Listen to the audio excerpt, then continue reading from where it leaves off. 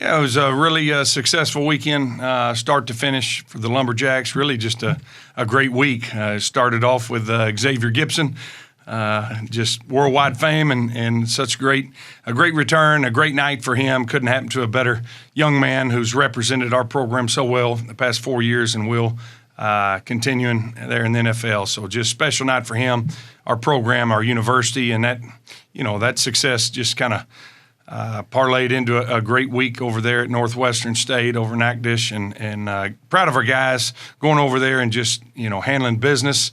Went out there from the opening drive, marched it down and scored. Defense stopped them, created a turnover, scored again and scored again and scored again, and about as good a first half as we've played, I think, since we've been here against a quality opponent. You've had some games where you are beating them bad at halftime, but you've got more scholarships than they do. I mean, this was an FCS program with the same amount of scholarships, and we were flat just getting after them. And so that was good to see.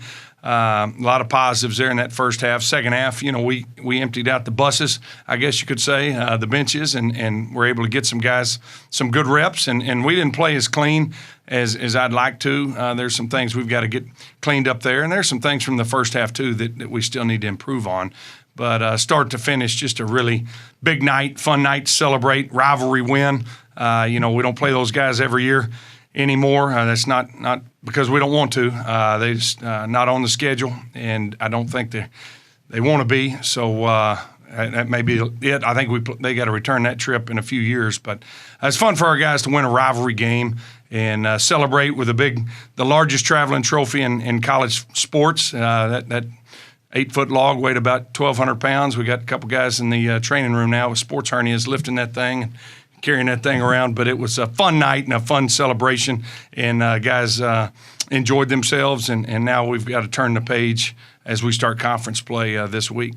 Leave the floor open for our local media and then SFA media. Yeah, so with the log, what do you plan? Is there plans to do anything with that specific? Carve that into something else like your Bigfoot? Yeah, I mean, Bigfoot, Chupacabra, we'll figure out something that's politically correct and good for everybody, but, the schools will work that out. I just wanted to make sure our seniors, had something, because we will play this game again, and we'll play for something. They'll get it figured out. But, at this point in time, didn't get a return call I tried to do something this summer and didn't get my calls returned. So my seniors are going to play for something. This is a player's game, and I think it's important that they have something to play for and celebrate. So I appreciate it's GNS Lumberyard. I might have misquoted that one there, south of town. They donated that big pine log, and so we'll put it on display and remember the battle for the pine log, I guess. 2 pine tree, we're in the piney woods, so it was fitting, in my opinion.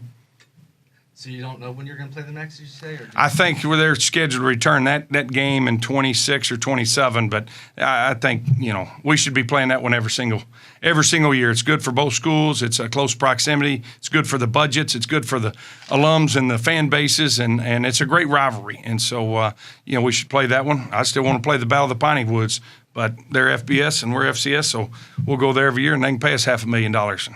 Let's do it. Austin Peay, what do they do best, and who are some of the guys to look out for? Austin Peay, boy, howdy, we got a tough one coming to town this week. Open up conference play. Scotty Walden's their head coach there. Is a good friend of mine. He's a really good coach. He's got a really good program going. They are going to be up-tempo and play as fast as you've seen anybody play and score a bunch of points. They're a good team. They lost to a top 10 program starting the season out. Then they went to the University of Tennessee and gave them all they could handle. It's tied right before half. I think Tennessee scored a late touchdown, make it 13-6 at half. But gave them fits all night. And then this past week beat East Tennessee State, who 18 months ago was a playoff team in the FCS, and they beat them 63-3. And so this is going to be a huge challenge for us as a program. We're going to have to play very, very well in all 3 facets to give ourselves a chance there in the fourth quarter. But we're going to need Lumberjack Nation to show up and show out. Purple Haze was unbelievable that first game. We need them back, and it's family weekend. We need everybody, alums, family, townsfolk. We need Homer Bryce packed and rocking because we're going to need all the help we can get to take down the Governors. Scotty Walden, I know he got a start here in East Texas. Have you worked with him before? Never worked with him. As a young coach, he was at Sol Ross, and he kind of piggybacked with our staff there at Commerce on some summer camps. He ended up at East Texas Baptist. We faced him there, and then have just stayed in good contact with him throughout the years. He's good people. He's a good coach and runs good program, and so he's done a really good job there with Austin Peay. I'm good, actually. Coach, I just want to go back to this past Saturday's game. A lot of big moments, a lot of, plays that were celebrated by your guys, but the play that I thought was celebrated the most, the interception by Jarvis Anderson, just what did that mean to you guys as a staff, to the team? I mean, that was a big celebration going on after he had that interception. Yeah, he nearly had two of them. And, Jarvis Anderson is a great story because he's a great kid, 100% deaf and had the, was a multi-sport talent out of Taylor High School, had the fastest time in the nation, I believe, in the 300 hurdles, a 51-foot triple jumper. We were the only Division I program that offered him a scholarship to play football, knowing that would be a challenge. But I tell you what, our staff expanded greatly, our student disability services. They do a great job over there, Ms. Shannon, and that group.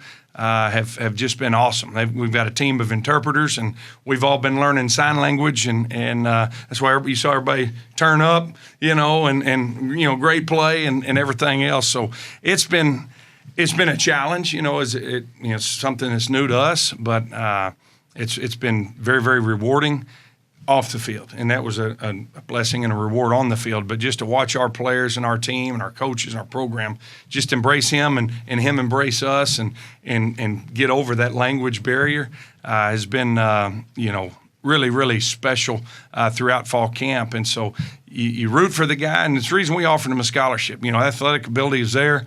Obviously, there was a challenge, the unknown of how do you communicate.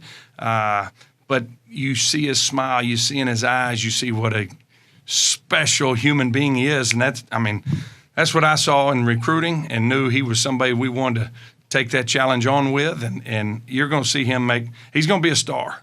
I'm telling you that, not because of anything else, but because of who he is and the athlete that he is and how he works. And he will be a star with this program, over the next 3 to 4 years.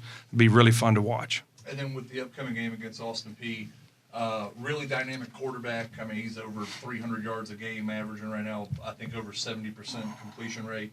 And like you mentioned, they like to go really fast. What do you guys do this week in practice? How do you guys adjust to that tempo? And what kind of stuff are you guys going to focus on? Yeah, we're just going to blitz 11 every single play, and hopefully he doesn't get it off. But no, it's a unique offense. They do a good job with it, up tempo and spread the ball around, big splits with their O-line.